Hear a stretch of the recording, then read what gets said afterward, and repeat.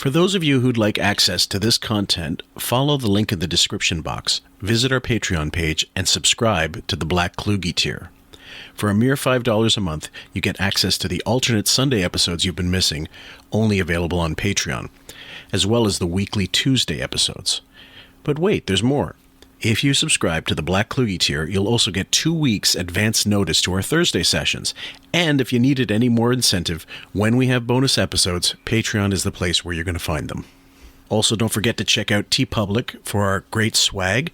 The link is also in the aforementioned description. You can never tell your wife your fantasies and your sexuality. I heard Dr. Sarno on the news. Oh, did they interview him? Yeah. Oh, great. Did he sound good? Because he's such a great guy. Yeah, he sounded great. Yeah. You got to read his book, Healing Back Pain and Mind-Body Connection, Dr. John Sarno. The guy's a friggin' genius. I'm not kidding you. It's really important. Everybody read that. I may need him soon. We were joking on a wrap-up show the other day about how you're so into Dr. John Sarno that you think he can cure almost anything. Pretty much, including, like, at one point, I think it's insinuated that he might be able to cure you from being gay. I believe he could. He doesn't even know that he could do that. You said that to me once. I do believe This is something Dr. Sarno doesn't even know. Dr. Sarno doesn't even understand. So do you think that's an illness, being gay? That's the funny part. No, it's not an illness, but it's a deeper psychological issue than you would imagine. Because I know people go, well, I was 5 years old and I was gay. Well, let me tell you something. You could be 5 years old and be OCD. You could be a lot of different things. Right, OCD is another thing that you feel Dr. Sarno could cure. He cured me, but he didn't even know it. I put 2 and 2 together and figured it out. After the show, I do executive time. I know. I thought of you when I read this. Yeah, I go right to my office. Everyone thinks I'm in there working, but I sleep. Anyway, Macaulay was on a podcast the other day. Right. Inside of You with Michael Rosenbaum podcast. Oh, the Michael Rosenbaum podcast. How do you get on that? Inside of You. I like that the podcast has a name, too. How about just like the Michael Rosenbaum show? My podcast is called Inside of You. Like, what do you learn on Inside of You? Well, you really get into the person, and it's sort of a double entendre. You know, it's like I'm fucking you, but I'm really just inside your head. Because it's exhausting. People wash their hands until their skin falls off. Yeah. It's exhausting, OCD. So, and my shrink told me I don't have OCD. And I said, what kind of shrink are you? I don't know what he said. He says, it's not OCD. I go, well, if that ain't OCD, where I'm sitting Please tell me what I have. And touching my iPhone 75 times, and so nothing bad will happen to me. If that ain't OCD, then what kind of fucking psychiatry are we talking about here? Yeah. I mean, there's a lot of gay people. Yeah, there have always been, yeah. What is a gay Christmas movie? In other words, it's following a couple that's gay in the movie? I read you even like shit in front of these guys. Like, it was just like, there was no even private bathroom on this thing, right? No, I didn't. Who said that? Oh, okay. No, there was, I peed. There was a public, there was a bathroom that we'd use, but I'm not, I mean, there's shit in the woods, bro. What's the problem? All right.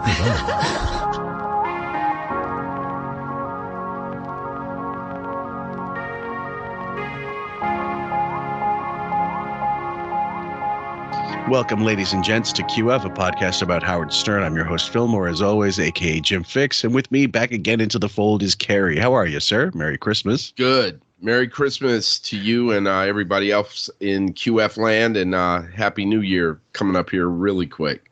You said you had a very busy Christmas week, which I imagine means a lot of transport and a lot of people coming in. Yeah, well, actually, most of my immediate family, they're all here in town. So it was good, though. I got to see, I have a granddaughter now. I got to see her. My daughter brought her by. Both of my kids came by. Both of my wife's kids came by as well. So, it was drama. It was a drama-free Christmas for once. I was due one of those. So I was pretty happy about that. How old is your granddaughter? Congratulations, by the way. I had no idea. Oh, thanks. And I'm terrible with kids, like how old they are and stuff. I mean, like my son would be like, oh, hey, people would say, he was like 2 or 3, and people would say, oh, how old's the little fella? I'm like, I don't know. And I'm like, Paul, how old are you? And he's like, 2. I'm like, oh yeah, he's 2. Look, I think if you can remember the name, you're doing good.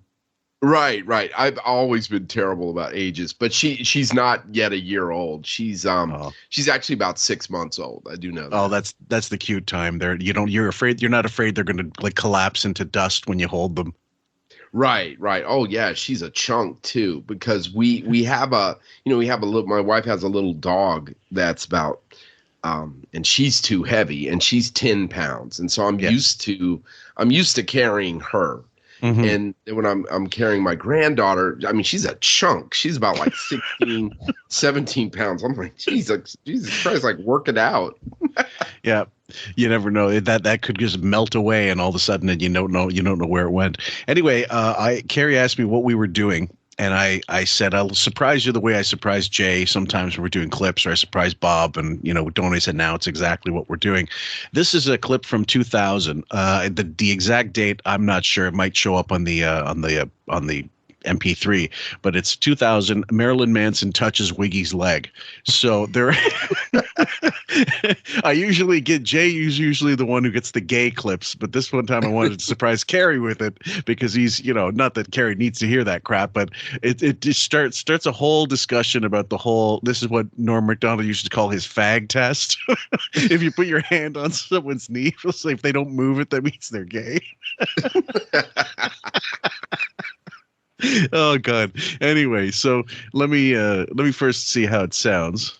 Isn't that great? So, Marilyn Manson's going to call in tomorrow because, it's amazing to me. I have never been hit on by a man. Never. In my life.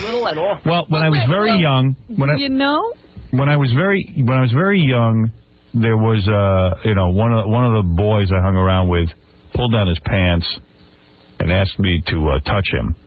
When I was very young. Okay, now first off, let's go with this. First of all, does it surprise you that people of either sex have never hit on him? Yeah, anyone that had that didn't have vision problems never hit on me. Yeah.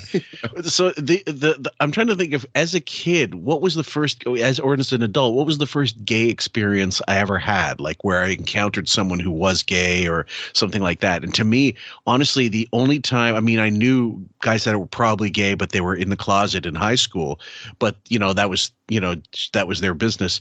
But the first time I met someone who I thought was gay was this doctor in Japan. When I went over I was in a bar. It was just a regular bar, like a punk bar almost. And this Japanese doctor was at the bar, dentist actually, and I was sitting at the bar anyway, and just started making casual conversation. Then at one point he puts his hand on my knee, just like the flat of the knee, and he goes, "You're very handsome." And I move the hand and I go, "Well, thanks, but that's not what you do to people. You don't touch people." And then he said, "Oh, I'm sorry, I didn't mean anything by it." And then someone told me later on that it's not necessarily an entree to some gay thing, but you never know. Like back in Canada, that most definitely would be some kind of come on. Mm-hmm. Well, okay. I've got. I don't want to take up all the time, but I have like 3 stories. Okay.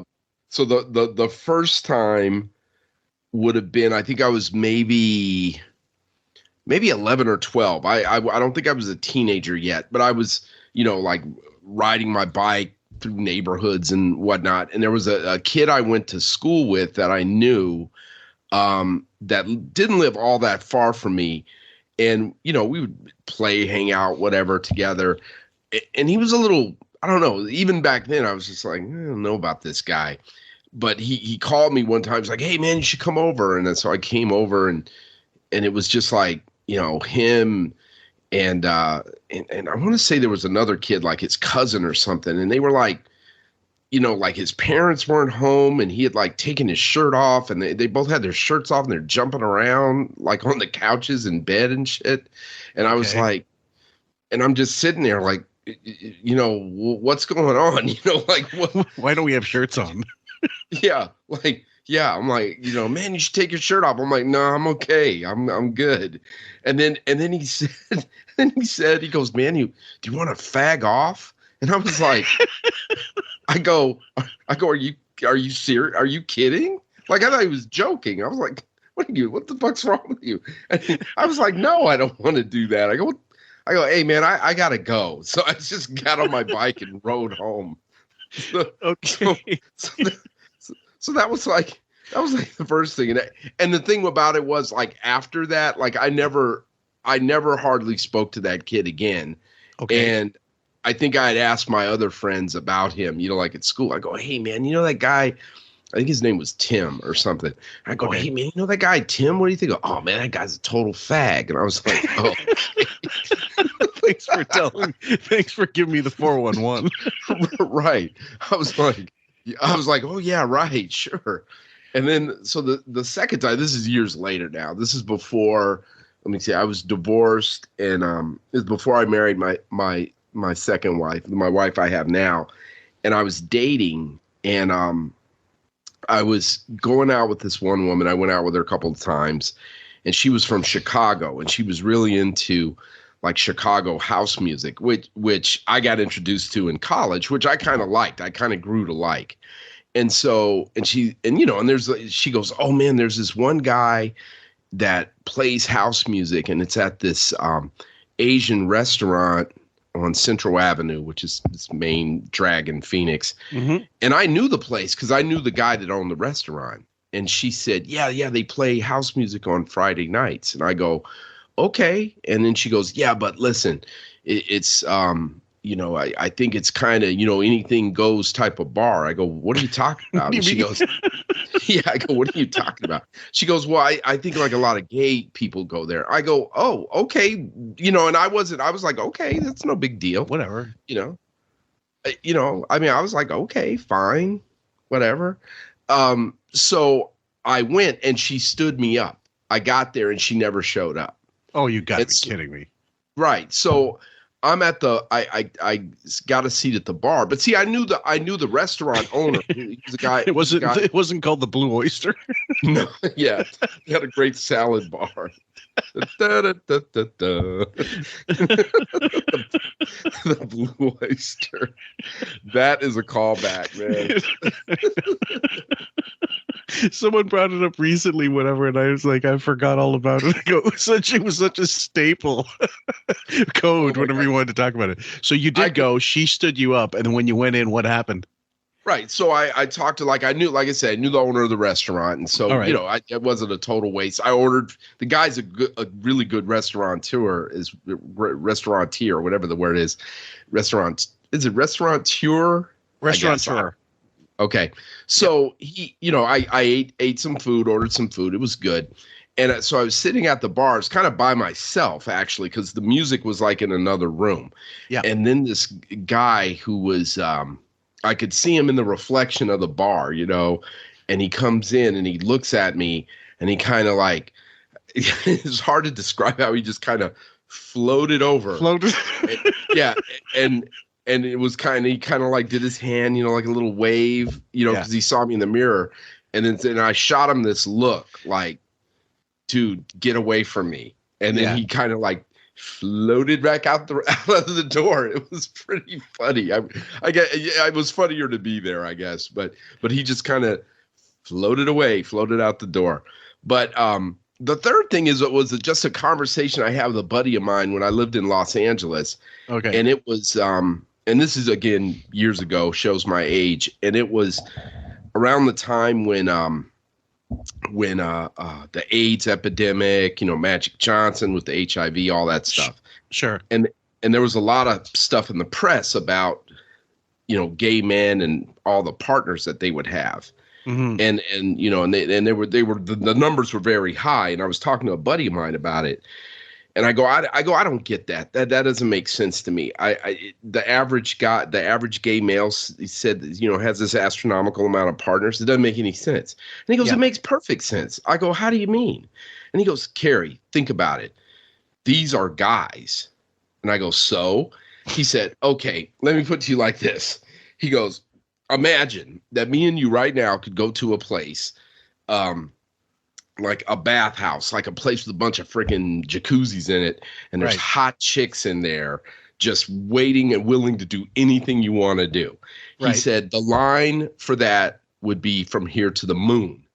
And I go, oh, and he goes, well, just think about the gay guys. Like, they're both men. So they're both, these high sex drives and whatever. And I go, man, I never thought about that. So like that example you were talking about where the guy put his hand on your knee and said, you're a handsome guy. I mean, that's like a total guy move, Well, I mean, these days, if you want to go to jail, I suppose that's it's totally you can happen. But I was looking somewhere for the exact clip. I'll go for the fair.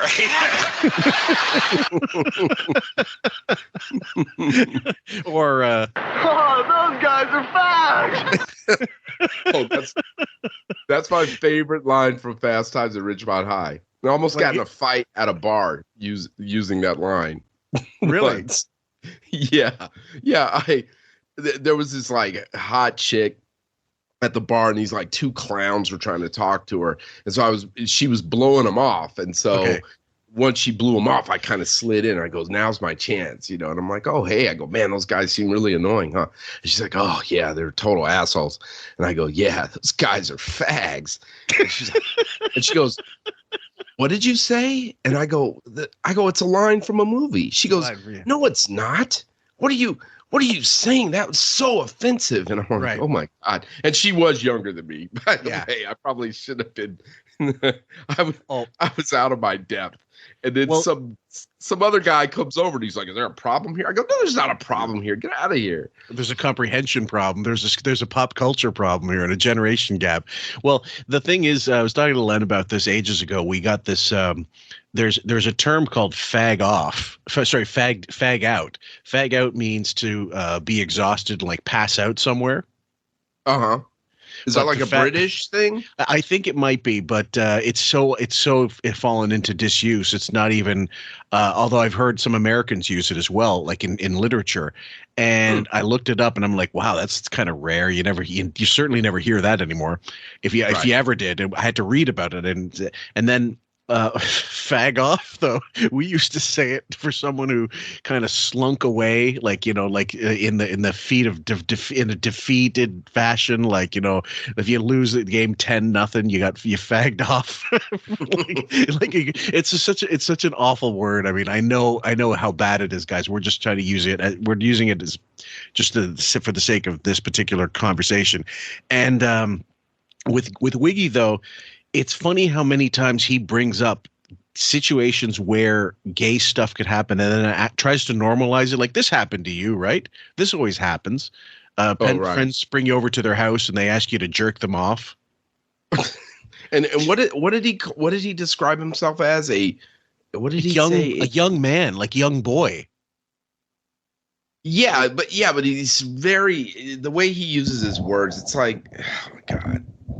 Well, it's like you know what I mean. Like first of all, you said you were 11 the first time, 11 or 12. Yeah, 11 or 12, something like that. Like I distinctly remember, like I wasn't a teenager, and I mean, but that's how normal humans talk, right? Like if I said, "Hey, when's the first time, you went to a pro baseball game or something like that?" You're going to say, "Oh, I think I was about 8 or 9 years old." You're not going to say, "I was a younger boy." You know what I mean? But he does these things like when he says "my wife," which people can say that, but when he talks, he interchanges Beth and "my wife," but often says "my wife" formally, as if people don't know who he's talking about. Yeah. I've always thought that's weird. It's a little non-personal. In the context of the show, a radio show, or in this case, a podcast. And I always thought, like, is that your way of distancing yourself from her? Right. Or like we're so unfamiliar, we have no idea. Oh, his wife. Okay. Yeah. If they said Beth, if he were to say Beth, like, who's that? Like, who? Yeah. That's not like an But did he grow up to be gay? I believe he might have. Oh, really? I know he was. I don't want to talk about it. I'm not sure. Exactly. You're not naming any names. No. Then once I had a sleepover. A friend of mine slept over in high school. He was a friend of mine from summer camp. And he said something to me like, "Hey, do you pleasure yourself at night, I said, yeah, sure. He goes, you want to do it now? You know, I said, I don't know. You know, he's laying there in the bed. I'm laying in another bed. He goes, well, you do me and I'll do you. Now all of a sudden it sounds like you've been hit on constantly. No, but this is my 2 experiences, and I just said, no, I'm not interested in that. No, but he said he did touch the other guy, like, when this happened. He did, like, the story changes constantly. Well, you could hear him, Fumpering. You could hear him pause and, like, and measure his words. Yeah. You know what I mean? Like, in both instances, you know, the first one, he's like, well, I don't want to talk about it anymore. And then this one, he you know, oh, we're doing this. And he asked me if I pleasure myself at night or whatever. I mean, I don't know. I don't have to think. I've never had a friend, preteen, teenager, other go, hey, Cary, do you jerk off at night, man? And if I did, like, the fuck's wrong? Why are you asking me that? I think get away from me. If you're gay or straight, you probably the answer is yes. Well, right, but I'm just saying, you know, laying in bed like some guy, a friend sleeping over, and ask you that, that's gonna be super uncomfortable. Like, how do you come back? Yes, often. You know, do you circle like 5 for, you know, middle and then 10 for often and 1 for rarely, that kind of shit? No, I mean, no, I can tell you right now, my response would have been, dude, shut the fuck up. Yeah, basically. You know? I mean, look, I had friends sleep over when we were like 9 or 10. No, it would have been like 10 or 11. And thankfully got a cool sister that would rent us like horror movies and like rated R stuff that we weren't allowed to get, obviously. And it was always like get Revenge of the Nerds and stuff because you know you get to see, you know, Bush. So and that film will never not be funny. I swear to God. Like there's no way you could make it anymore. But that point when he goes, well, let's see your cards, Takashi. He goes, what I got? He goes, I think I have a frush. Oh, what the fuck is a frush? Oh, a frush. Oh, see, I got 2 7s. 2 7s beats a frush. Oh my God. Anyway, freaking Dudley. But we were fucking dying watching these things, but there was nothing that would, I brought out my dad's Playboys. I did because these guys like that would be like the pot of gold at the end of the rainbow. Because we were still in that era where there was a woods out there where some guys had stashed porn mags. Like, but Dad had a bunch from the hospital. Some guy gave them to him ages ago, and he just sort of inherited them. And he put them in my brother's desk drawer. My brother took them. He gave them to him, and I knew where they were. So there was no lock or anything. I was like, "Hey, you guys want to check them out, whatever." But that's what you would do as a young kid, right? We would, you know, like I was saying, like one of our favorite pastimes, or you know, me and my friends growing up here in Phoenix, was we would get on our bikes and ride through the desert, and we would find discarded porno mags. And I guess they would be from probably married guys that would go to like a porno shop, buy a magazine, you know, and before they went home, I don't know, jerk off, look at them, and then toss the magazine out the car window. Yeah. You know, and we find all kind of shit like that out in the desert. You know, we'd see like a magazine and we'd all make a beeline for it and be like, oh, God damn it, it's a Newsweek. You know? What an disappointed. What an asshole to throw something like that out and like to, you know, pique your interest, and all of a sudden nothing. Yeah, exactly. We'd be or sometimes they would be so faded by the sun, you know, we got it too late. Wash out. Yeah. It's a battle between, you know, the sun and you guys. Well, the elements. The elements, you got it. And that was the end of that, and that was the end of the friendship. Then what? It felt really weird. Yeah, I remember it felt really weird. But I mean, as an adult, it never really has happened to me. You know, that was the only 2 experiences I can ever say that were even close to being gay.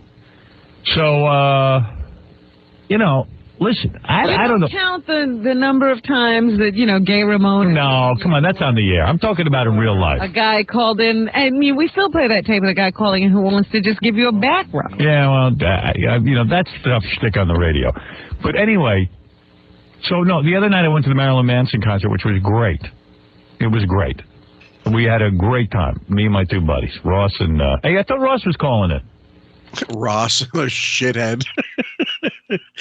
So who were the two buddies, by the way? I guarantee it was Ralph and Ross.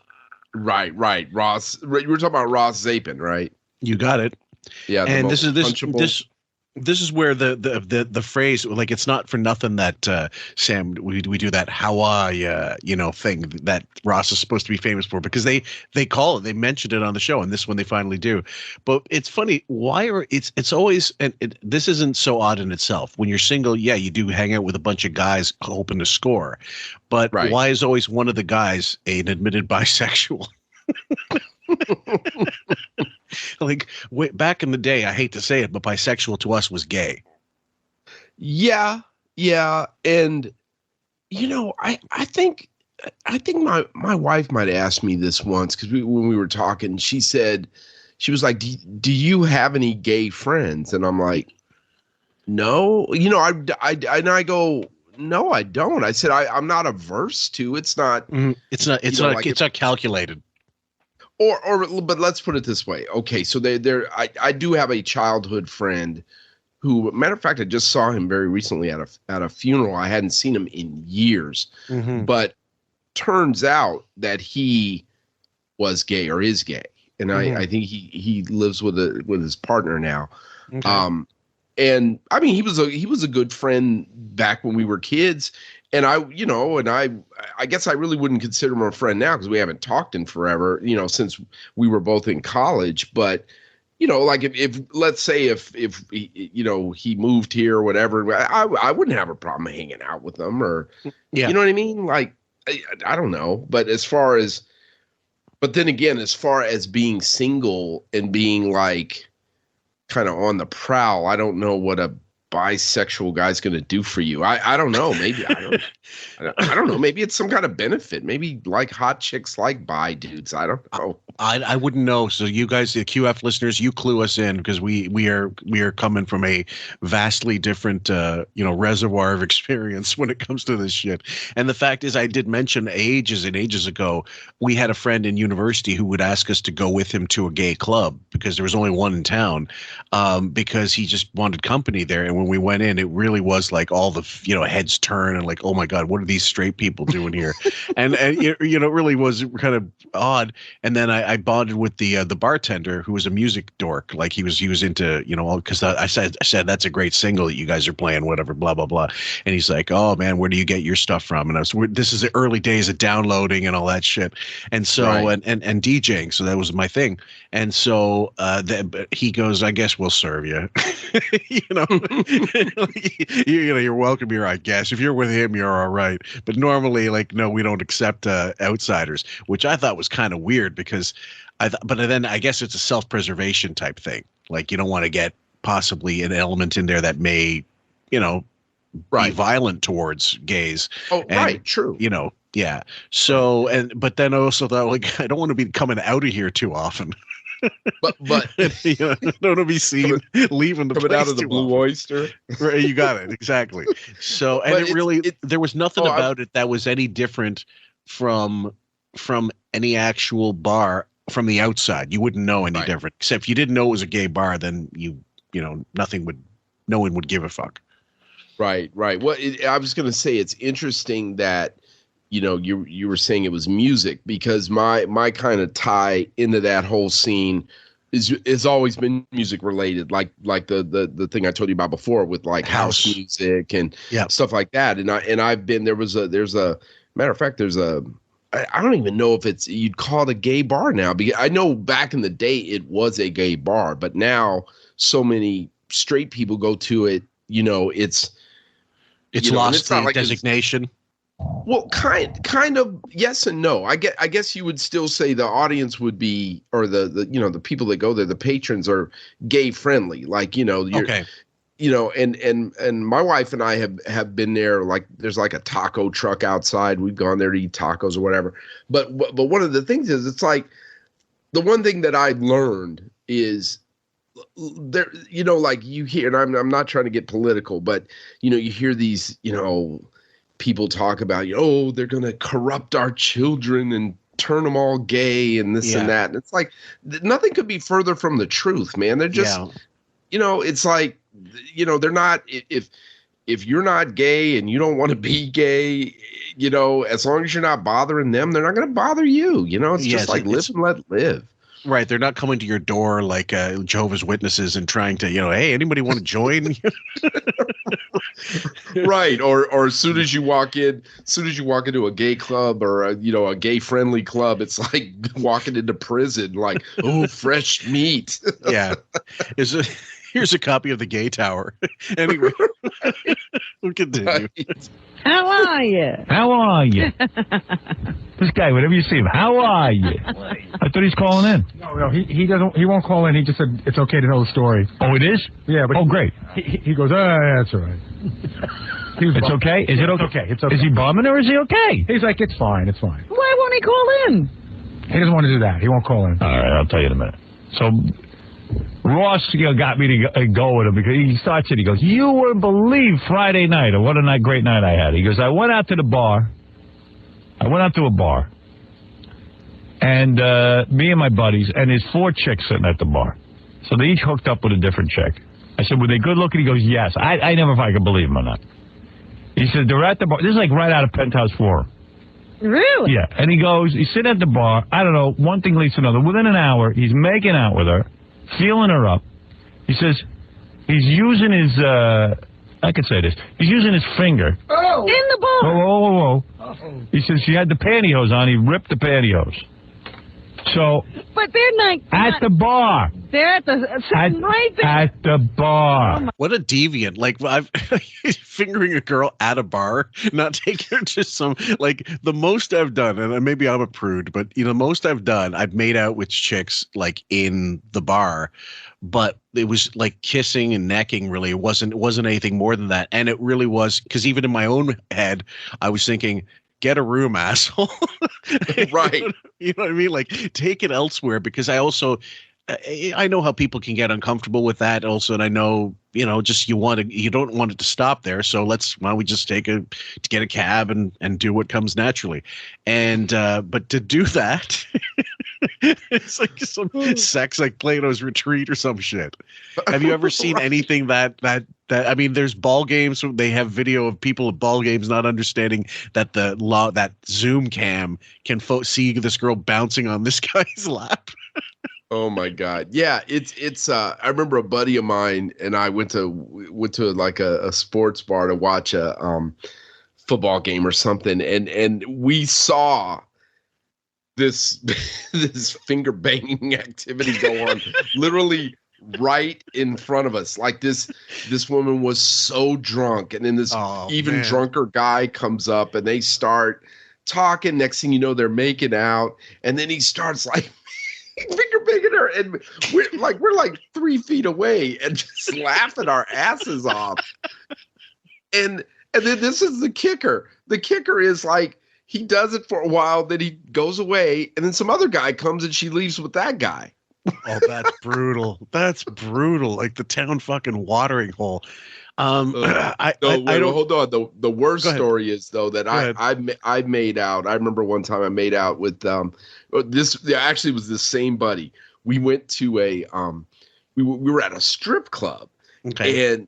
And he gets a call or a text, you know, like, oh dude, this old girlfriend of mine, and she's bringing her friend to the strip club. Dude, this is gonna be freaking awesome. I'm like, really? He goes, yeah, it's gonna be great. So they come, and her friend was cute, you know, and so I started talking to her friend, but her friend was just drunk off her ass, right? Okay. And I'm talking to her, and she's looking at me, and all of a sudden she just starts kissing me, and I'm like, well, okay. I mean, she was cute, so hell yes. I didn't have a problem making out with her, but like you said, it's like, well, let's go somewhere else other than making out in the freaking strip club, you know, before the bouncers come over and toss us out. Right. So my buddy had the same idea. As we're driving to his house, the girl that I'm talking to in the backseat of the car throws up in my lap. Oh, fuck. And I'm like, great. Dude, this is great. You know, but so there was no follow through after that. You can't like recover from that. None. I never even saw her again. I didn't get her number. I wouldn't, if it with a gun to my head, I couldn't even remember her name. See, Bowie told a story on the air about a girl who he helped her to the bathroom and put her held her hair for her so she could throw up because he wanted to have sex with her, but he didn't want it like if she threw up everywhere, it wouldn't have been like doable. But if he could just like clean her up, as drunk as she was, it was fine as long as she hit the target. No, this girl, I do like. I remember like she had just got divorced, and her friend was taking her out. And that's why they're doing all this crazy shit, and she was drinking so much. But it was so funny because she was just like a chatterbox. And then the second we got in the car and the car starts moving, she gets like really, really quiet, and I'm looking at her. And I'm like, "Are you okay? Are you okay?" And the next thing, it's like, I'm just like, that's the worst. I thought it wasn't my car. That would have been the only thing to make it worse. Oh, for fuck's sake! So, yeah, that's. There's no way. There's just no way. My God. Blaze the trail. And she took him home, banged him. What a home run! What does he say? Would you like to hear about Saturday night after you left? Yeah. So Saturday night. Well, let me lead into that. So Saturday night we go out to we go into a restaurant. Me, Ross, Booger, and no, not Curtis Armstrong, Booker. But he keeps calling him Booger, and I don't know if that's just to be like. I think that's just him thinking he's being funny. And then did you catch himself not saying the third, the other person? Yes, that's right. Mm-hmm. Yeah. Some other dude. How can you eat with a person Some you other call dude. Booger? Some other dude. Why does he say Ralph? Because it's always Ralph. Right. Yeah. I know. It's Booger, man. Booger eats like a girl. He wouldn't even finish his mozzarella and tomato. Oh. He was like, you ordered mozzarella and tomato. I won't eat the mozzarella because he doesn't eat cheese. He's nervous. He's going to get heavy. Because on TV, he says his face looks chubby on TV. Oh. Did he not know what mozzarella was? Yeah, I don't know why he ordered it. Then I felt funny about eating mine, but I ate the whole thing.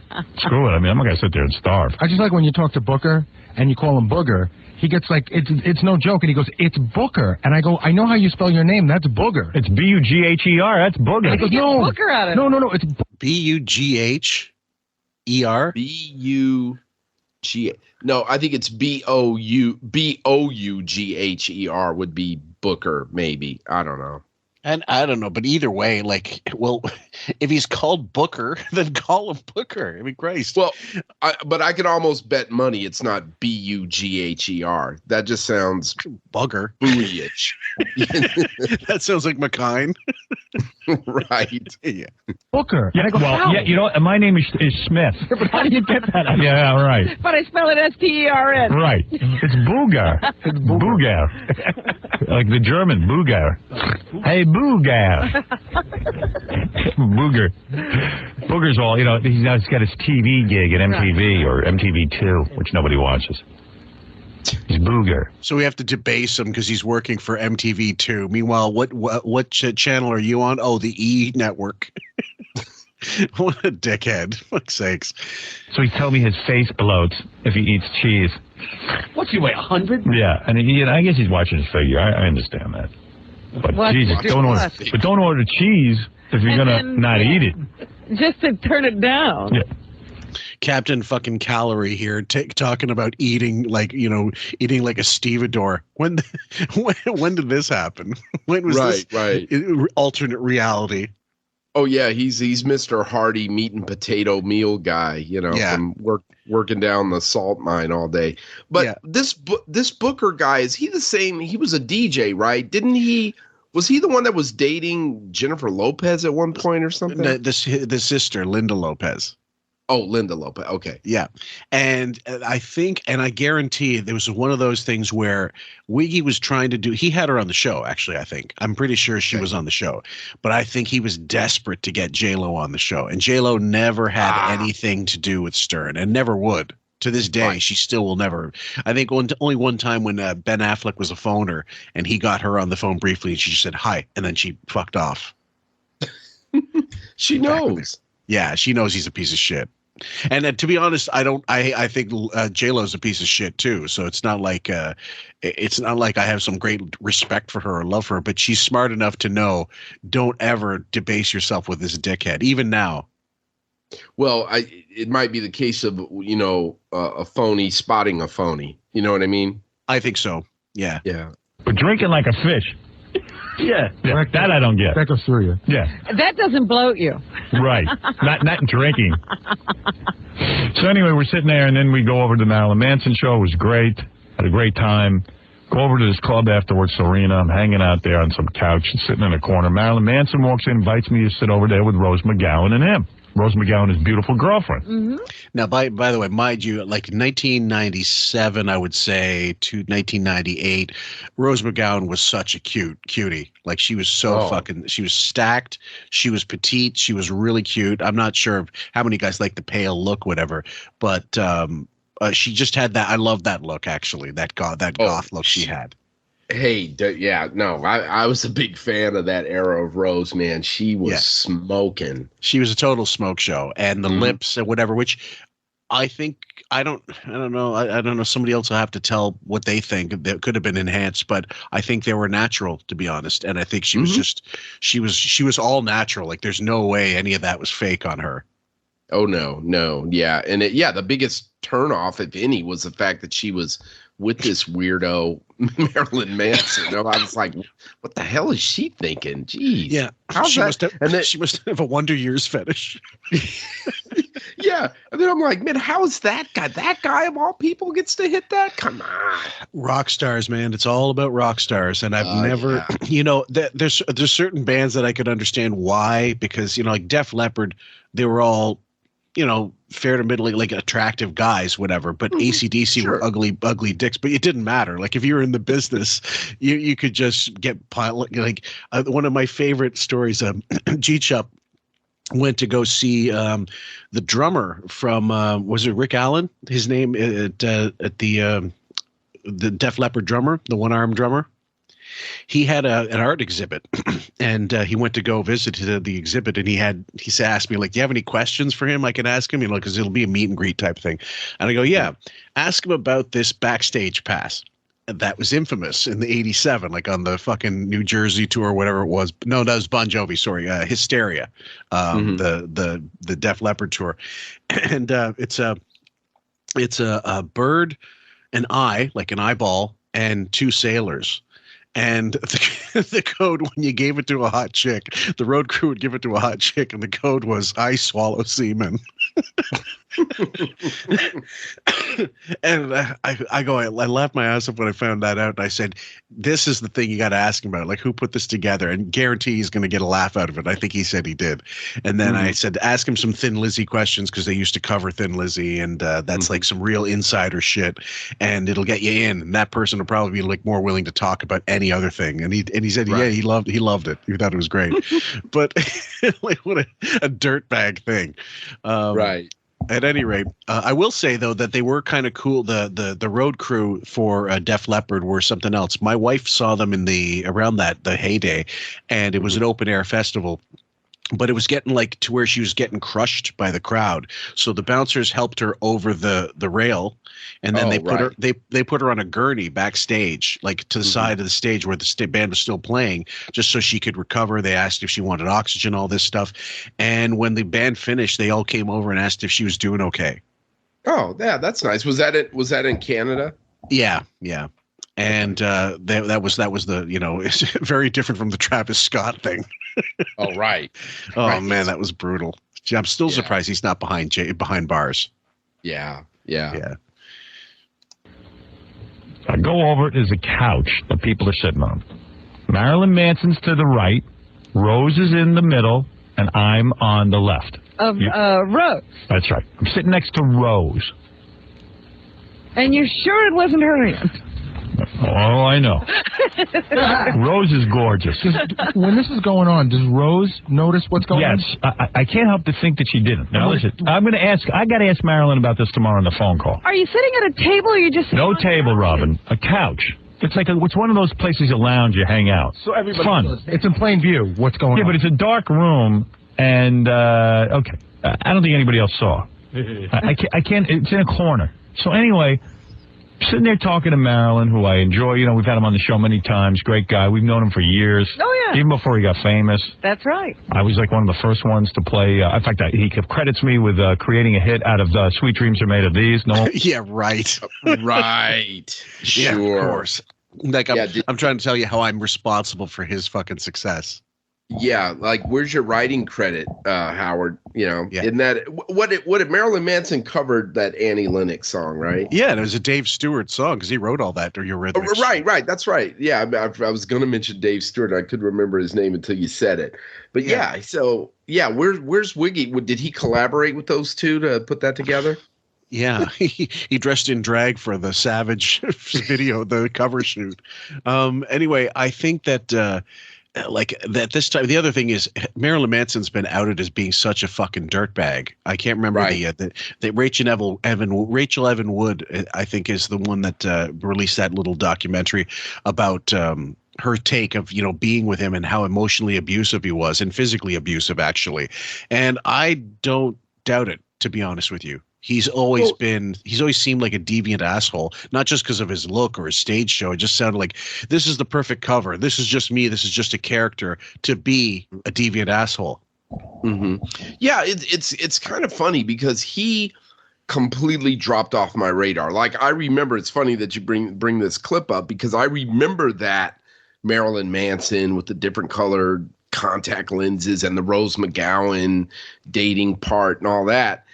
And then years later, I don't know if you've heard of these guys, Tim and Eric. They're kind of a comedy duo. They've been around a while. They had a couple of shows on Adult Swim here in the States. Vaguely. Okay, yeah, and they're really into like real. I mean, I love them because they're really into really kind of like surreal, absurdist comedy. You know, and a lot of big name comics have worked with them, or comedians have worked with them, weirdly. I mean, because these guys are kind of so off the wall. But anyway, they years later, let me see. I want to say this is maybe in the 2010s. They had a show called, what was it, Tim and Eric, Awesome Show, Great Job. That was the name of it. And they did a skit, and my son and I used to watch it religiously. And they did a skit with this guy, and it was like this. The guy was called Dark Man, and he would show up and turn people into inanimate objects. Like he turned some guy into a toilet or whatever. It was pretty funny. You'd have to see it, and it's up on YouTube. But anyway, one day my son goes, "Hey, you know that's Marilyn Manson, right?" And I go, "What?" And I had to go back and look at that video, and I'm like, he was completely unrecognizable. I would have had no clue that was Marilyn Manson. I mean, he was a lot heavier and it just didn't even look like him. You know, it was striking. Yeah. Well, he is a sort of, I don't know, how do you, the way Henry Rollins explained watching Marilyn Manson in the daytime was like, it looked like a bunch of zombies having a cookout with the dry ice. And I think that he, first of all, he sort of controversied himself out in terms of like music. Like you couldn't get any further, and the music, no one cared about the music. I remember he did that Mechanical Animals tour, and that was like, we're going to bring back glam, and it's like, no, it didn't sell. A lot of those same people thought this is too gay, and they didn't like it. I mean, they might have liked some of the music, but it didn't translate into sales really. And then he sort of, you remember him in that Bowling for Columbine documentary, and then like a couple albums into the 2000s, I don't think anybody really gave a shit about him anymore. Mm-hmm. You know, would they still go to see him on tour? I suppose so. I guess he had some, because he also had some connection with Nine Inch Nails, because he and Trent sort of collaborated a few times. Well, you have to wonder if he's going to pop up. You know, like I could see driving to L.A. and passing by the Native American casinos and stuff, and it's like, you know, hey, next month Marilyn Manson at the doing a what do you call it, not a review, a residency, revival. Yeah, you know, like, hey, you'll be appearing at the Tehachapi Casino and Resort. And I'm like, oh, boy. Okay. Well, I mean, what was he doing other than just, you know, like rehashing Alice Cooper for, you know, a certain different generation, you know? And I did see Alice Cooper when I was about 14, and he put on a great show, but he was born again at that point. And it was kind of amazing that he's able to vacillate between, I'm a born again Christian, but this is theater. But you know, but I do get that. There wasn't any Satanist element. It was all about horror and, you know, like what horror films would, you know, Dracula's and Frankenstein's and, you know, torture things and whatever. And he was fine with it. Actually, Alice put on a great show. I was amazed. Oh yeah, he's a Phoenix guy. He's from Phoenix, and he is. Yeah. And it's funny because there was a show, a kid show here that anybody from Phoenix that's my age or maybe a little bit younger would know, called Wallace and Ladmo. It was I think the longest running local kid show in the country or whatever. And Alice Cooper was a fan of the show because he grew up in Phoenix. And he appeared. He would show up in full makeup with these guys, with Wallace and Ladmo, you know, like, oh, hey kids, here's Alice Cooper. Yeah. And I mean, with his full on stuff, you know, and it was hilarious because he was a good sport, and he's very witty. He's always been very funny guy. Well, there's a great picture of him with Groucho Marx, who he was friends with. I've seen and that. He promised he promised Groucho they had to fix up one of the letters on the Hollywood sign, so he paid for it. Yeah, I remember that. That's funny you bring that up. I remember when the Hollywood sign was a piece of junk. Like, it was in the 70s. It was all like, half of it was tore down. And it was like, God, are they ever going to fix that? And they finally did. Yeah, and the other thing was, a lot of people don't know this, but on the Muscle of Love album, he recorded, and it was supposed to be the theme song for the Bond film, The Man with the Golden Gun. He recorded a version. He has a song called The Man with the Golden Gun on that album, and it was meant to be replace the Lulu song. And then they decided we're going to go with Lulu because it's, you know, more traditional, you know, type of. But I like it, actually. It's an interesting take on it. Mm-hmm. Yeah, so God love Alice. Was playing it, was out for a year, and I started playing it. Love that song. So I'm sitting there, and while I'm talking, Marilyn's leaning over Rose. I'm talking to Rose and Marilyn, and all of a sudden, there's a hand on my leg.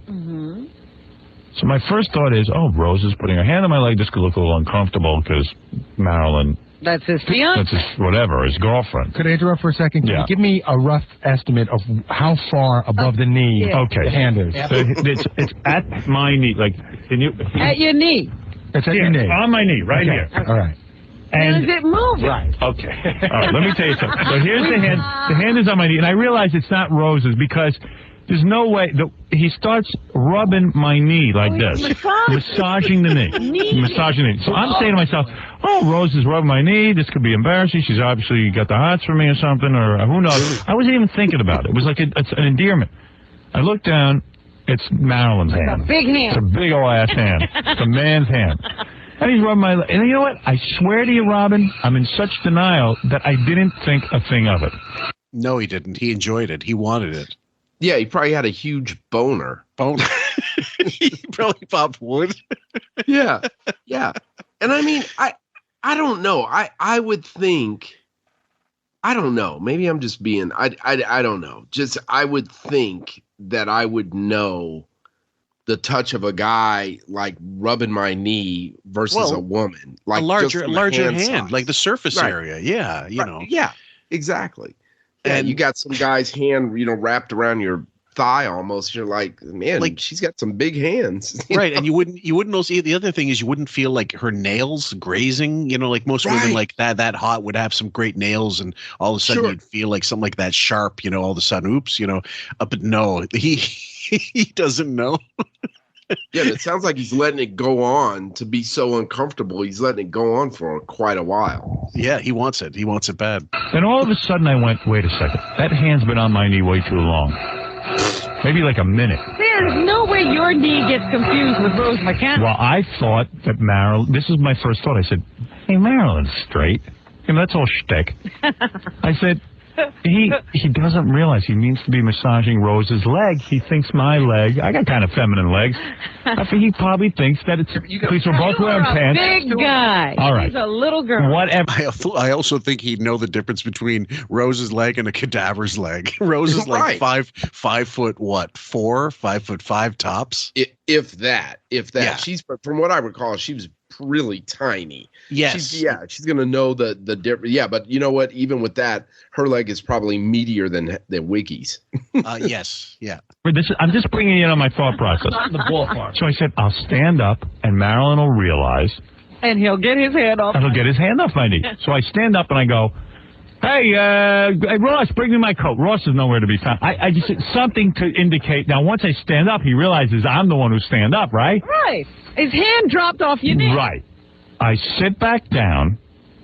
Boom, the hand's on my knee again. Same spot or higher? Same spot. Rubbing my knee. Counselor. No, I mean, okay, listen. First off, I'm sure you've been at a club or out concert somewhere with a couple before, right? Yeah. And have you, or maybe a group of people. Maybe you were the part of the couple. Let's say it was you and your wife, and there was a guy there, maybe her brother or whatever, or just a friend, a mutual friend. Right. Have you ever reached out to like put your hand on your wife's leg and like, I guess, forgotten that she wasn't sitting next to you and felt up your buddy's leg? I mean, that doesn't make any sense. Never. As fucked up as I've ever been and never been on drugs. So it would be like just alcohol days. But also that wouldn't be my move. I don't touch knees. I just don't do it. It's what's between the legs that counts, right? let's face it. And so I was always like, why are you going to make a move for such why move for the wing? Why gotta go for the breast? You know what I mean? So the first part makes zero sense. And then he stands up because he's uncomfortable. Then he sits down and he says Marilyn Manson again, puts his hand on his leg. And then, like I said, then I don't know. For me, the guy thing kicks in. It's like, dude, what are you doing? You know, like, well yeah, exactly. Like immediately you'd be either fucking yelling at him or maybe take a swing at him. Yeah, or just be like, hey man, what are you doing? Jesus. Yeah. Well, I'm saying I'm sorry. I thought it was Rose. I'm like, what's wrong with you? She's sitting next to me.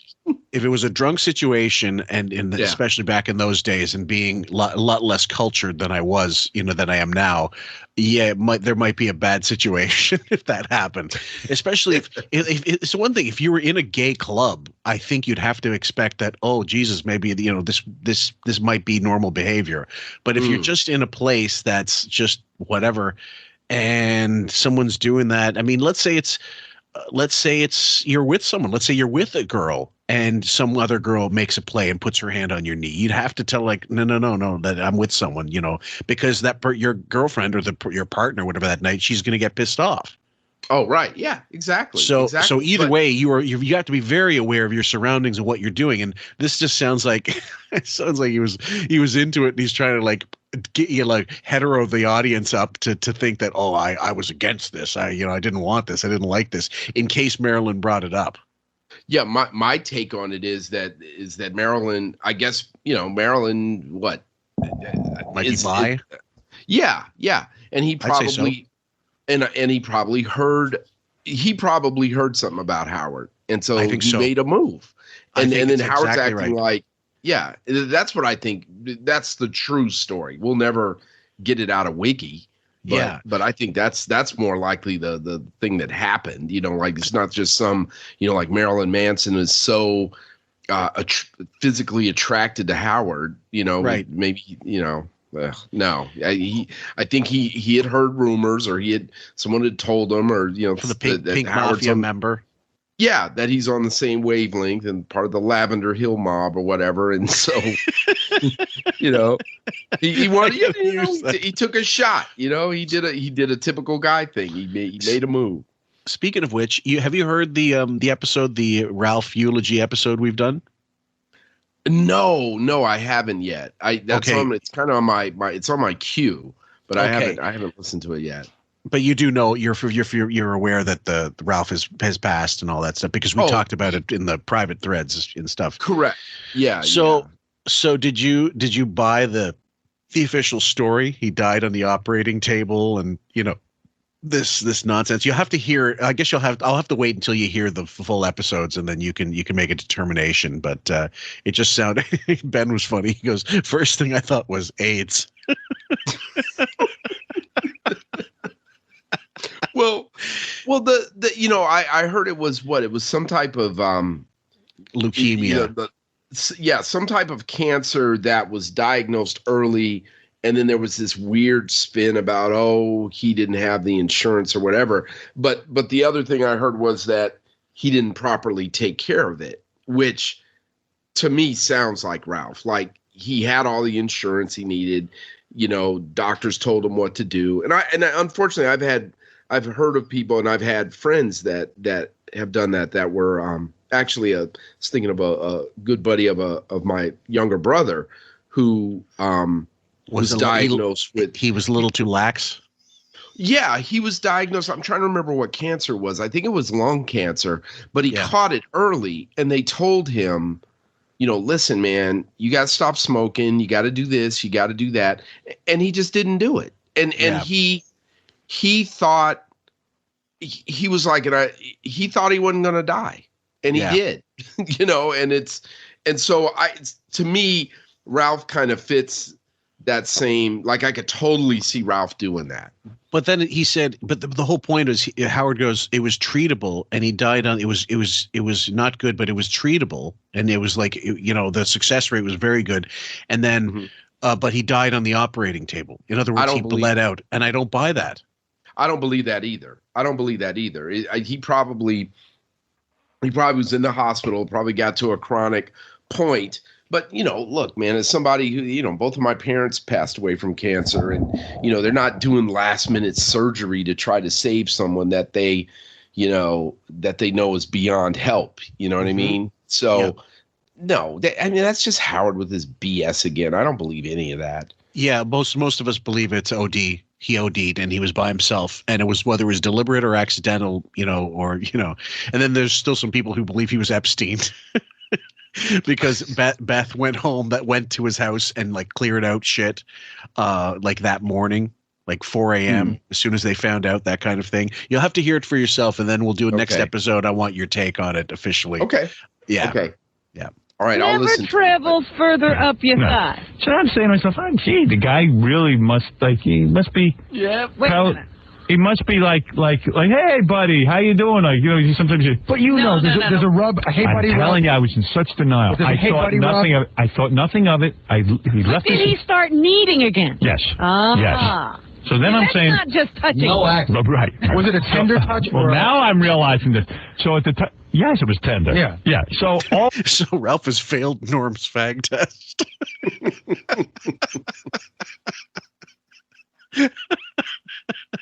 I'll have to find that audio, that video. That's the best thing ever. All of a sudden, I'm saying to myself, this is a little uncomfortable.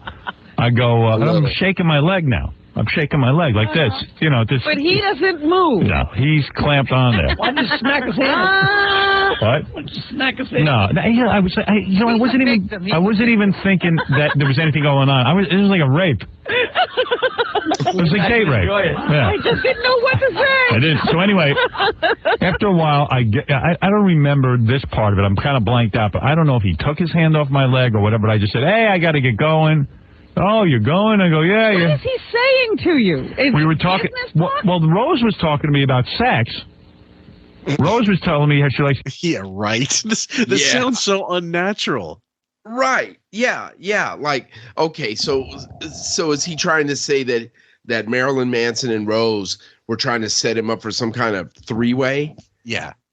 And right. The only plausible thing here is that if she's into Marilyn Manson, she could be into Wiggy. Yeah, that poor girl needs help.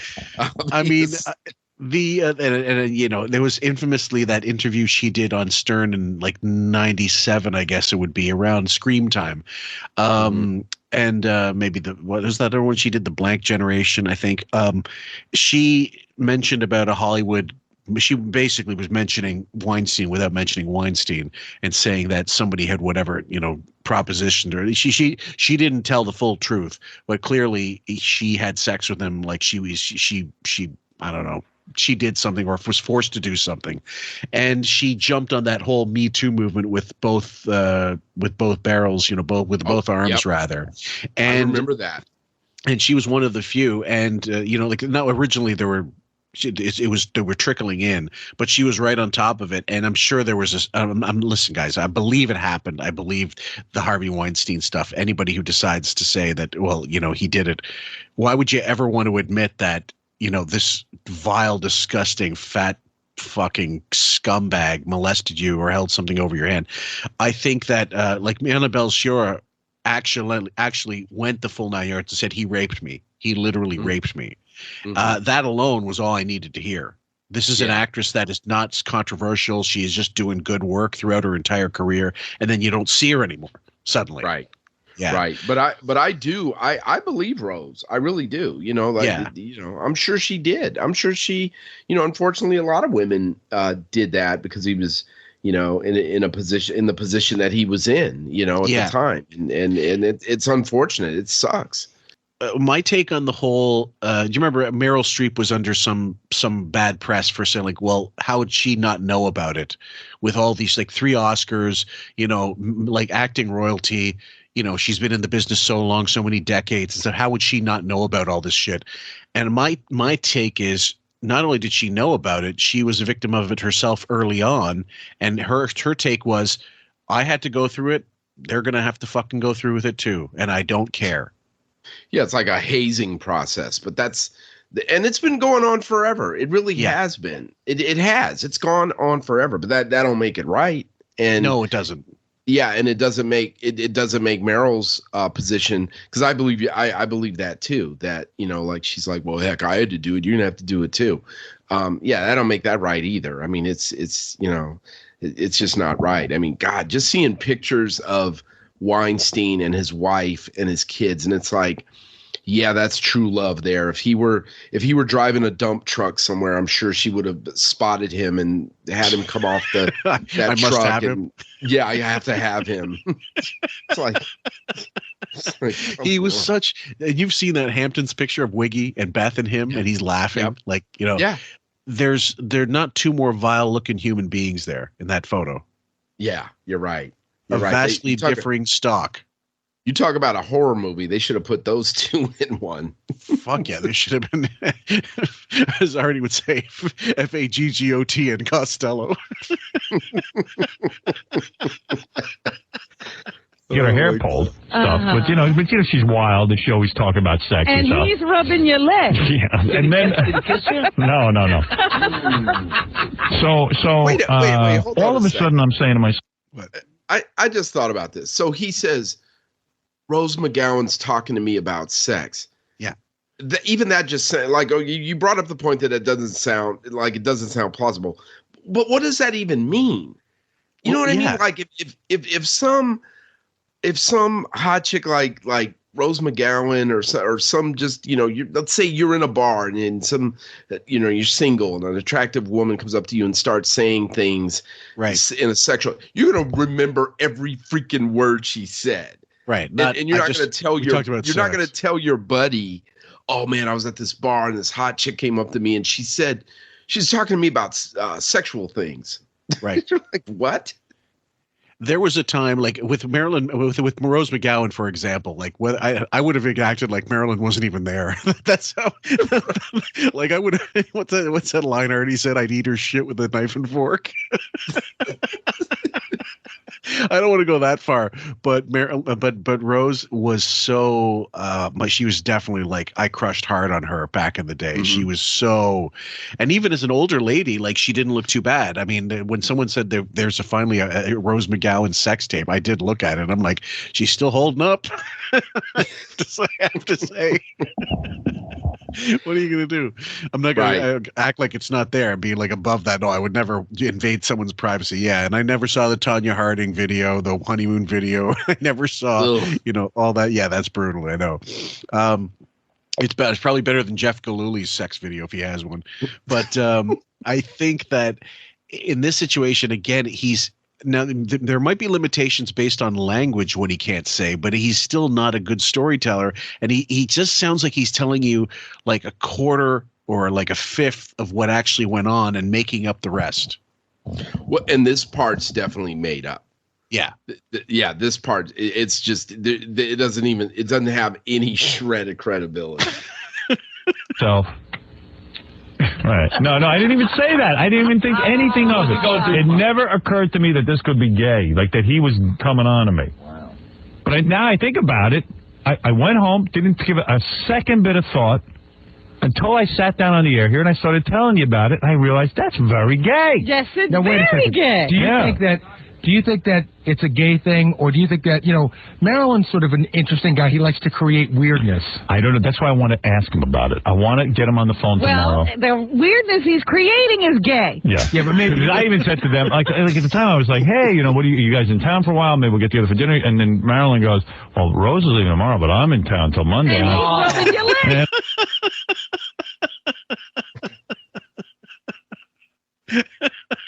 The defense rests, Your Honor. Right. Oh, God. And I went, I'm not interested in that. So you don't even think it was a proposition for a threesome? No, I don't think it was. I don't even know that was anything. I don't know what was going on. Yeah, because when she's talking sex to you and he's rubbing your leg, I'm beginning to think that maybe they like a scene. Well, I wouldn't mind banging Rose if Marilyn wants me to. If he'll stay out of the room. Would you let him stay in the room and watch? You said yesterday. Tied up. Let me think about that, he said. Like, what straight man says, yeah, I wouldn't have any problem, I got to consider whether or not I'd want another man to watch me screw someone. Yeah, that's like something you're going to have a reaction to right away. But I don't know. You'd be surprised, man. I had a buddy, and if I showed you a picture of him, we were in college. He's the most like milquetoast looking guy you would ever see. Very straight laced looking. Okay. And we would get together. We were fraternity brothers, and we would get together with the other guys after meetings or whatever, and we'd go and eat chicken wings together, watch sports, whatever.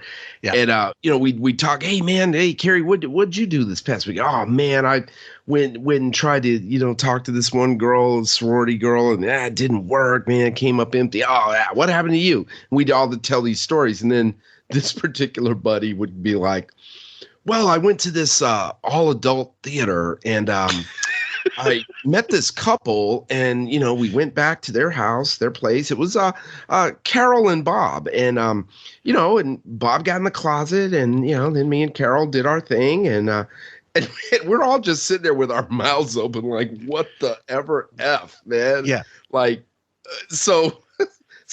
Some people, some guys may have a reaction like, would you be okay with Marilyn Manson being in the room? Sure, it's fine with me. I don't care. Well, Bob Geldof tells a story about that, from the Boomtown Rats. He there's this famous whatever artist was backstage at a gig, and he was there with his girlfriend who was super hot, and he said, would you like to fuck my wife or fuck my girlfriend? And Bob goes, yeah, actually I would. He said, okay, if I can watch. He goes, okay, sure. Yeah. And he said, the girl left. He gave me a signed picture of one of his paintings, signed painting, and then he left. And he goes, normal rules suddenly didn't apply to me for some reason. Yeah. So, some guys, my reaction would, no, it wouldn't take me time to think. I would be like, no, man, no, that, like I said, it's like an instant thing. But there are some guys out there like, that's fine with me. Well, that was, because there's a certain aspect of voyeurism with that. Right. Exhibitionism. My mistake. And I've never, the makeout session is probably the most public I've ever been with anything like that. And that's something that, it's almost high schooly, type of thing. You don't really, I don't think that's too too brutal, except if you just maintain and do it all night and you're there in a bar or whatever. Now, if everybody's all fucked up and no one cares, I guess then you do rationalize it. But even still, I have this kind of prudishness, like, no, elsewhere, time to go elsewhere. There's something innate in me says, take it out of the bar. Yeah. You know, as one of my friends said, finish her off in the bathroom if you need to. Just don't. That was never that sweet. I'm more on your wavelength than my fraternity brothers. That's for sure, man. Yeah. Let me think about the reality of what I said. That's before it was Marilyn. Yeah, right. Let me think about it. Marilyn's a freak. Yeah, right. He's never going to be able to say no. He's the real deal. The answer is no, because you're going to get involved and you can't trust him to stay. Because while I'm doing rows, all of a sudden if I feel a little breeze behind me. A breeze, a hand. Yeah. A reach around. Yeah. With a hand. But I'm not. Well, he's thinking he'd be covered. I'll tell you why I didn't think Marilyn was coming on to me. I figured it out. I think I'm so unattractive that how could possibly a man want to have sex with me? Look at him. I know, but you think he'd be attractive? Thank you, Bowie. Thank you for saying what we've all said. He found a kindred spirit. He found his soul brother. Into a nice-looking guy. He's attracted to himself. You two look alike. We had that conversation on the air yesterday. How you know. Believe me, you're very possible for him. You're the same size and the same height. You think we'd look good together? Yeah.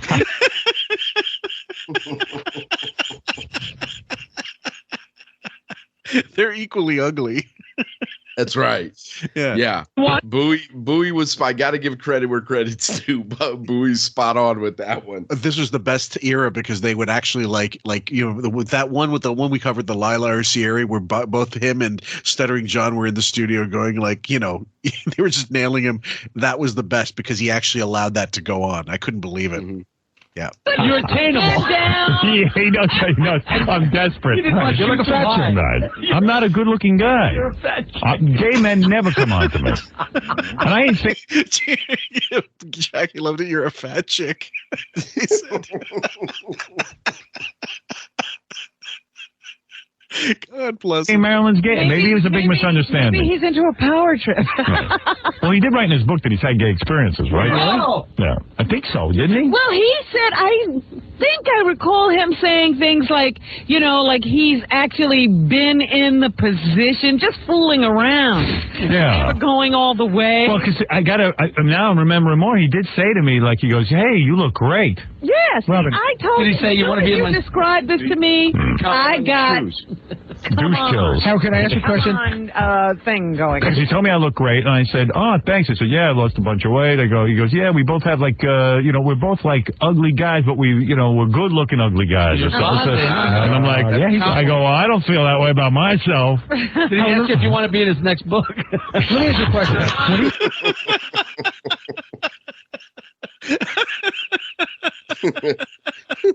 Freaking Jackie.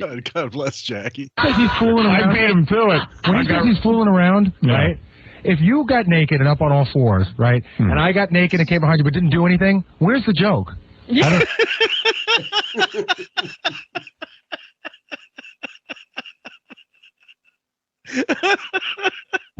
Thank you, Bowie. Jesus Christ, this is great. I forgot all about this. Like they started to give you scenarios and stuff. It's right. It's absolutely right. Like, what was the point of having the naked men's choir come in and sing Christmas carols, on the serious show, if not for just eye candy? Right. Yeah. You can only take that. What would he would try to say? Wiggy thinks that. Being dressing in drag or whatever is the pinnacle of comedy, because Ben did it at that, what was it, some type of a social event or synagogue related event or something. Yeah. And he just holds on to that, and then he thinks that's the epitome of comedy, where hugging and trying to kiss Letterman and all this other things, and every single host. Right. But yeah. But this God, Bowie's doing a good job of laying it all out. I don't understand the question. He said that he's gotten in the position. Yeah. Marilyn says in his book that he's gotten in the position just for fun. For joke. That ain't no joke. I think he said in his book, Howard, that receiving oral isn't gay. Right. Here's Casey to testify. Hey, Howard, I saw this thing on the internet a while ago. Yeah. And it looked like Marilyn was giving the old... To another guy. He doesn't go all the way. I've seen that tape. He's just there. You've seen him doing it? Actually, was that the one during the concert? No, it was off stage, like backstage or something like that. I've seen tapes of him from a concert. I don't know whether he's really doing it, but he's certainly simulating giving it. Yeah. Well, whatever. Okay. I think that he was looking to do some unsimulated stuff with Howard. And on stage, off stage, wherever the fuck it was. Because it occurs to me that Marilyn Manson's also that much of a freak that he wouldn't care where he was. Right. Yeah, I get that. Yeah. He's going to call in tomorrow. We'll straighten this out, man to man. Straighten it out. Let's agree on somehow.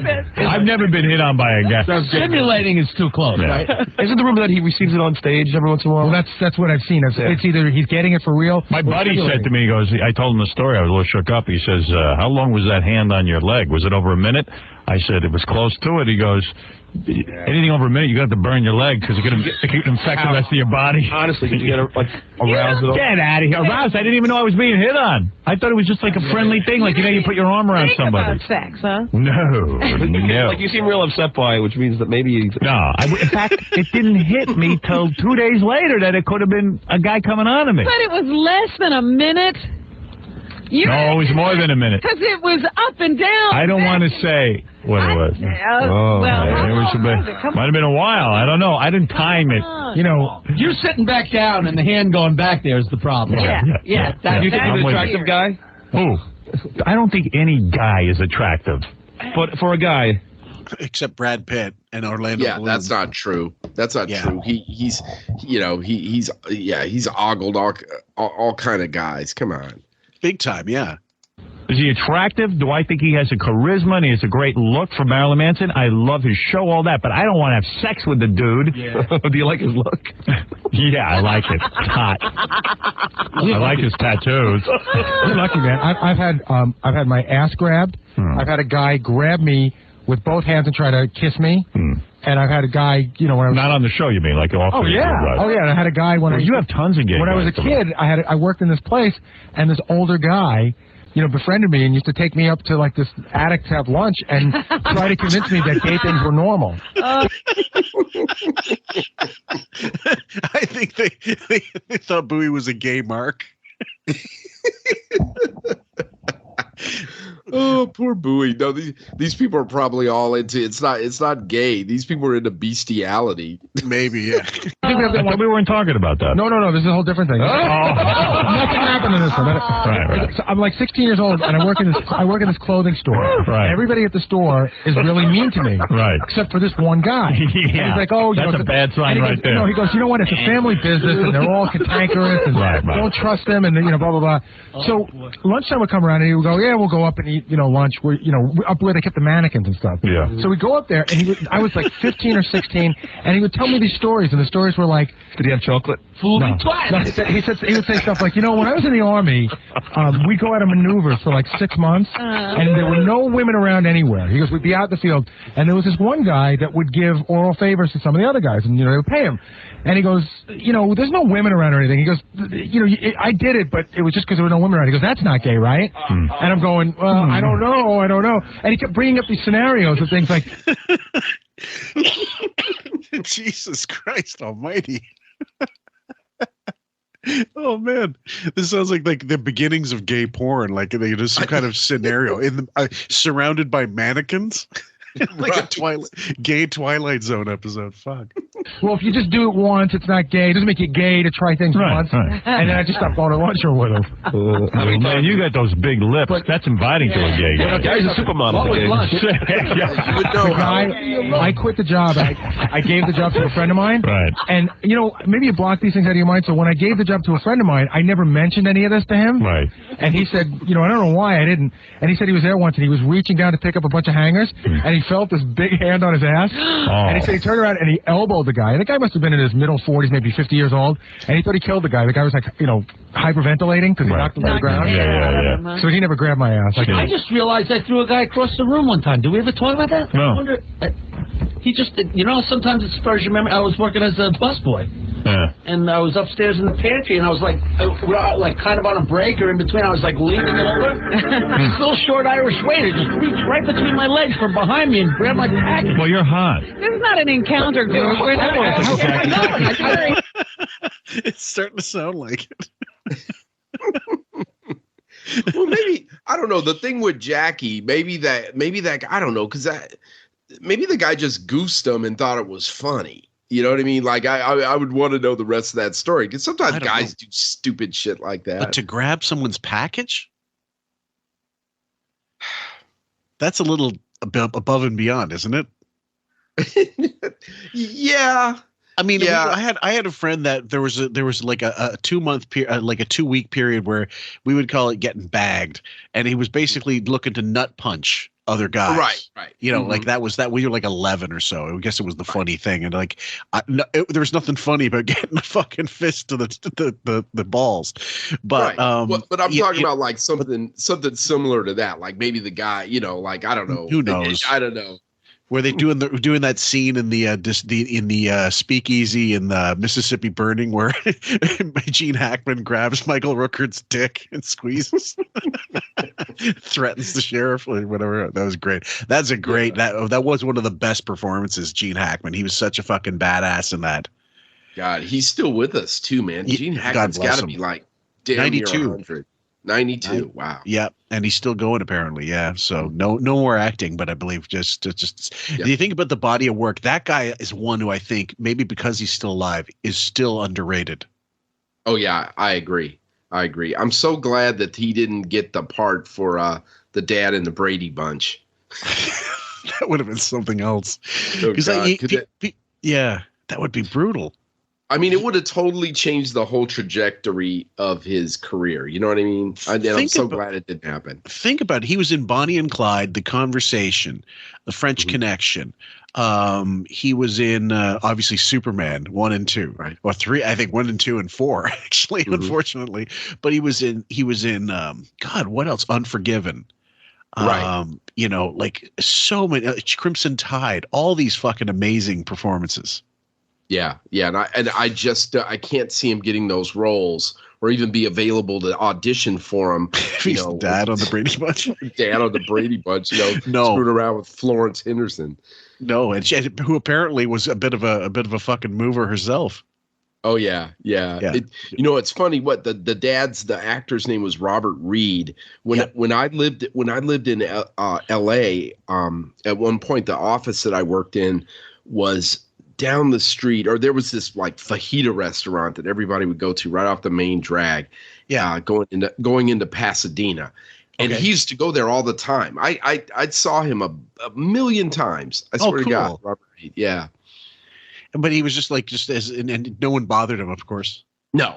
But I remember he had like this curly permed hair. Yeah, and it was all gray. It's kind of like an afro sort of, and but he no one really messed with him. I never said anything to him, but he would come in. He was like a regular. Oh, cool, interesting. Throw him across the room. Hold on a second, Howard. I killed him. Jackie throws him across the room, but Jackie uses his finger on a guy. Yeah, and that's okay. Abby Hoffman grabbed my ass so hard I thought I was going to scream. Ridiculous. Fun. DJ, you're on the air. What's up? DJ. Yo, what's up? No, DJ. Hello. Oh, hey. Hey, Howard. Hey, you ever think that Marilyn might have been on some E or some Ecstasy or something?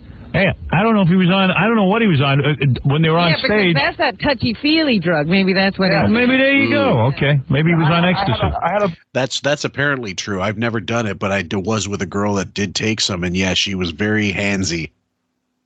Yeah, I've heard that. I've heard that too. Speaking of LA, I remember I was kind of into, the house music scene. And then there was like this kind of, what was it called? Oh, raves. Like they had raves, and they had like this electronic music that I was really kind of getting into. And there was like a radio station that would come on and they would play it. And I convinced a buddy of mine to go with me. I go, hey, man, we got to check out one of these raves. And I was there because I dug the music, but I didn't realize that Ecstasy went with it. Like, you're supposed to be high and to enjoy these things, I guess. Yeah, and like not everybody, alcohol, bottles of water. Everybody with bottles of water. And so we're like the only two guys in the whole place that weren't high, you know. Yeah. and people are just like, yeah, like touchy feely, and I was like, man, what the hell's wrong with these people? You know, it's like it's definitely it's an alien thing, and if you're like some kind of molester, it's like going to Toys R Us. That's awful. Buddy did that to me, and he totally wasn't gay. His girlfriend was sitting right next to him. Can I tell you something, no, bro? You give me 80 hits of ecstasy, I ain't touching anybody's leg. Not a guy. Howard, I'll do that with a chick. I'm drinking, grain liquor, whatever. He's trying way too hard, isn't he? Like, this is. Yeah. Do you hear that desperation in his voice? Like, I'm not gay. I'm not gay. Yeah. I'd touch a chick's leg. Yeah, sure, Howard. Sure. He tried way too hard during this time to, this is just more like, you know, it's more in what you don't. It's what you hear more than anything else.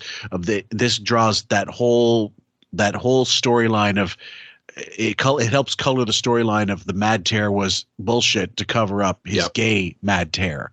And this was just one of the but if you're trying to cover it up, don't bring up the Marilyn Manson hand on your knee story. Right. You know. You want to call? Get so drunk I don't know where I am. I know the difference between men and women. Yeah, but I'll tell you one thing. Remember when Fred got drunk at the bachelor party? He was sitting on Gay Rich's lap. Gay Rich was on his lap, and he was telling him he loved him. And Fred was stroking Gay Rich's back and buttocks. But do you think that when you get everything? Do you think when you get molesting him, Fred? Oh, there you go. I'm married to him now. He was not stroking his buttocks or whatever, and Gay Rich was sitting in his lap, not the other way around. Right. Yeah, all of a sudden Howard had to make him like fucking humping him at the bachelor party. We'll eventually cover that at one point. And I remember thinking, if I were Allison, I would have strangled Howard. It was just brutal. Spoken him, you had your head on his shoulder. I mean, seriously, I'm not making that up. And you were saying I love you. I was drunk. I have no idea. But do you think I don't think I could get that drunk. Do you think drinking? I think drinking should be outlawed. Does that to you? Do you think drinking makes you do things you wouldn't normally do, or do you think it unlocks doors that you don't want to open? No. What do you think, Robin? I think that you do what you do. And if you're drinking, you don't have the inhibitions you have when you're not. You saying Fred's gay? But I didn't see the incident. Oh, I did. Neither did I. It's still. You want to know something? It was so disturbing. I can't. I don't remember much. I can't remember yesterday what we did on this show, but I remember that. I'll tell you what. Sounds like Fred opened a lot of doors. Yeah. It wasn't necessarily sexual. Yeah. But it was incredibly tender. It was tender. You know what I mean? It was tender. I would admit I'm a tender guy. You sure are. Uh-oh, your mother just ran out of the house. She's on fire. She lit herself on fire. She don't believe what she's hearing. Glenn, go ahead. Hey, Howard, how you doing? Hey, man. Ecstasy, but these guys get a better design, the drug of ecstasy. We're talking about Marilyn Manson and the way he touched your leg. It makes you want to feel like the methamphetamines and the little bit of hallucinogens. You want to touch somebody when you're talking to them. You can feel them. You know. Well, I don't know what you're talking about. I'm serious. I've taken every drug. I've taken LSD. You've never taken ecstasy. I've been in a room full of men, and I've been on acid. I never touched any guy. And again, it's not the same drug, you fucking idiot. It's just not. I mean, an acid trip and then taking ecstasy are not early and like that version of like MDMA, whatever it was, because there's early, like the early E scene.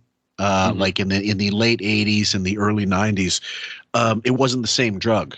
Years, like a decade later, it was all that touchy-feely stuff, and I never was much one. I was too young for that first round of it, whatever, and it was more a British thing than anything else. But I don't think they were the same concoction. But I don't believe. I mean, that'd be a good idea for a show. Wiggy and his supposed drug use. Yeah, because I don't believe any of it. And him being in a room with a bunch of men, it's like his Honey West fantasy come true. Well, yeah, I'm glad you brought. This is a perfect callback. The thing is, what is the number one thing for NPD? Control. And if he was to take a drug like that and not be in control of himself, it doesn't wash. They're militant about maintaining control about the entire scene. So the times he's talked about being drunk on, I think they were controlled situations, so he could allow himself to be a little boozed up.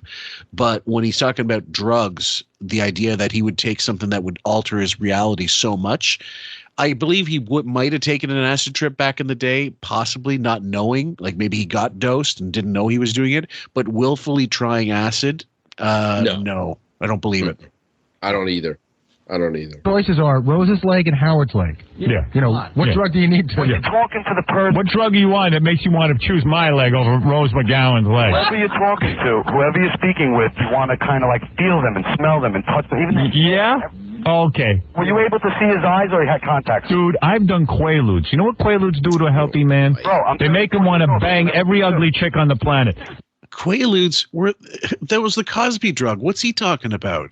Right.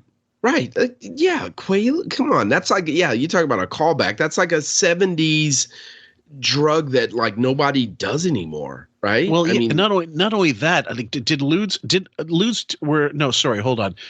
were basically to knock you out, more or less. Quaaludes were like roofies of the day back in like they were the type of roofie drug that I don't know that they clouded your memory after the fact like the way roofies did and do, but they were not like sexual enhancement drugs. No, they were sedatives. They were downers in the parlance of the time, So yeah, they were downers. They weren't. Yeah, well, I don't know what he's talking about. I mean, I think he's throwing whatever drug reference from the 70s that he can come up with. 70s, right? Exactly. Who even talks about Quaaludes now? No one. And the other thing is, if it's 2000 and you're drawing on drug references from literally, 20 years earlier or longer, that shows you how little drug use that guy does. So if you're bringing up Quaaludes and it's 2000, clearly you were never a big drug person to begin with. Right. Or if you're, like it's like someone bringing up, like talking about marijuana and calling it reefer or something like that, where it's like, whoa, that's a grass. Call that. Yeah. Hey man, I got this new grass. It's like, what? If someone said that to you, you'd be like, huh? Yeah. What are you talking about? Totally. Paid the move on a guy's leg because I'm on Quaaludes. Quaaludes make you. Quaaludes make you more horny than ecstasy. No. The chick was never so ugly she was a guy. Let me explain the difference here. I don't like to get too much into drug talk because I know way too much about this stuff and I'm not proud of it. Ecstasy. That guy, I have to save that for a drop for a future theme. Has speed in it. Right. When you have speed in you, your penis doesn't get that aroused. Oh, mine gets aroused for like. No. Listen to me. Everybody calm down. When I do Quaaludes, I was horny as horny as a man can be. And I banged some of the ugliest chicks on the planet. I never once made them. No, he would have fed them Quaaludes to sleep with him. Yeah, right. Exactly. None of that makes any sense because the guy's right. He's probably a meth user himself. But we've all heard about meth users and them, like taking the drugs and then like screwing like rabbits. It's common, and then for him to say that like Quaaludes is some kind of, freaking aphrodisiac. What the hell is he talking about? I'm just waiting for him to start talking about how poppers used to really work in the gay clubs. Amyl nitrate was the drug of choice for us back in the day. Move on a guy. No, it's not a move. It's a feeling. Move. It's like touch a man. Are you crazy? Dude, it's not gay. That's gay. That's gay. That's gay. That's gay. Dude, I have a girlfriend, right? And well, you ought to get rid of her. Stuff like that. Want to rub my feet, touch my hair. You rub guys when you're on X? Me, no, never. I never really felt that way. But I'm telling you, it's got that feeling. Well, if you never felt that way, how do you know? Get out of here. This guy's a crackpot. He's just making up things because it's never happened to him. Because he's not a homo. He's got a girlfriend. How big's your girlfriend's penis? Peter Allen had a girlfriend. Wow. Right. Peter Allen had a wife. So does Howard. He had two. Right. He said two. Right. He's got a beard. Yeah. Oh. And now, back to... All right, we'll leave that one. That's the end of that one, guys. Your closing thoughts? Does that make you want to go do a drug episode with him?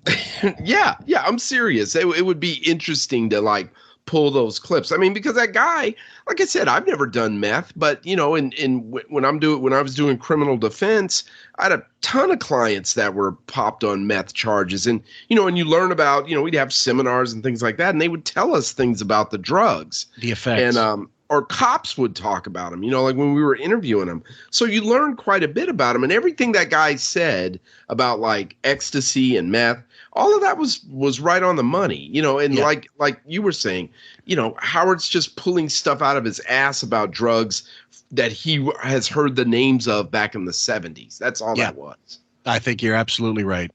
Yeah, there's nothing in my head that suggests that he knows what the fuck he's talking about when he talks about drugs. It's any more than when he talks about heterosexuality. I mean, it's like I used to be this big drug dealer, because he talked about it in private parts, like I was the neighborhood pot guy or whatever. He made it like it was some kind of badge of honor. My ass. He was probably like desperate to get whatever he could.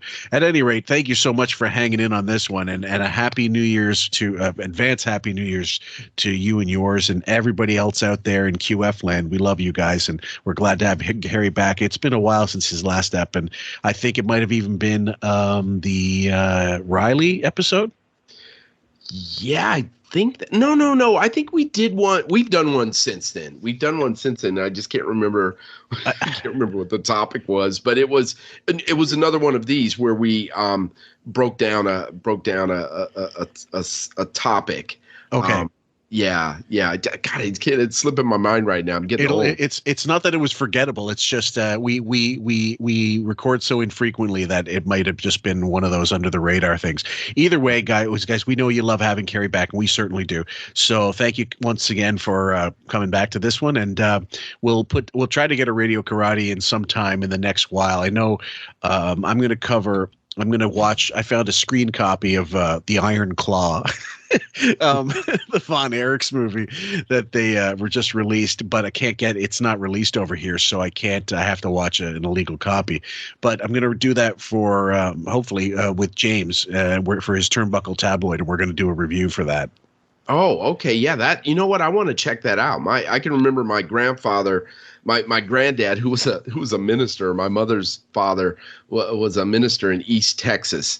And, oh, wow. And he loved wrestling. That's cool. And so we would get, when I was a kid, I can remember watching wrestling matches with him, and two of the big territories, obviously Dallas and the Von Erichs were right in there, man. That was their home turf. It sure was. Yep. So I remember those guys very well. Yeah.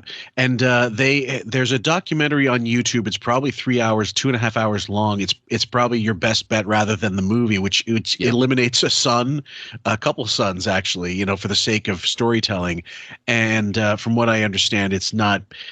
I think the biggest problem is it's only 2 hours long or so, and that's just not enough time to cover all your bases dramatically. They really should have made this a TV series or something like that if they really wanted to give it full weight. But that documentary, I'll send you the link. It's easy enough to find, but they got a lot of interview footage on the Von Are you Erichs. Talking about like there's a show here in the States and in Canada called The Dark Side of the Ring? They're like that type of thing. Yeah, they did an ep on the Von Erichs, and it was actually pretty good. I thought it was pretty good. But like you said, there's a lot to that story. I mean, there's so much, and the stuff about Mike specifically, the one that had that toxic shock syndrome, and that he clearly had some type of brain damage as a result of that lack of oxygen, and that this temperature going to like 107, and they couldn't. They were reading him his last rites essentially, and he got back from it, but he clearly didn't look normal, and he clearly looked like he was. And they show like he did like a TV ad in that Vice thing, like a Pizza Hut ad. And he looked like he was retarded. I hate to say it, but that's just he clearly lost something. And that they kind of pushed him forward, and he said, "You got to do this." They should have kept him out of the public eye at that point. They just didn't. Yeah, and he should have said, "I can't do this anymore." But that was the really sad part. Anyway, guys, we're gonna leave this one off, and thank you so much. So we'll talk to you guys later. And from both of us here, have a good one from QF and the rest of the QF family. Yeah, when midgets get mad, and I've seen this like in show business. There was a midget in Dirty Work, and the call sheet just said like Norm Macdonald, Artie Lang, and it just said midget. Oh. And the fucking midget went ballistic and called his agent, and his agent was a midget. But this broad is... No, really? Yeah, because I guess they take care of each other. And start screaming at how dare you? Those midgets always stick together. He's got a name like Norm and Artie, blah blah blah. And the next day, he's right. Well, he's 100% right. Right. But midget. it just said midget, like chair. Right? Yeah, that's like saying and the black. You know, well, would really right. be well, that's not right. Some hilarious kid though in the office. And as wrong as this is, it was so funny. The next day, the midget's name was Paul. Forget his last name. But the next day, it said Paul the Midget. No, they still did that. It said Paul the Midget. And I said, who's writing? Well, they want to make sure. Who is writing up there?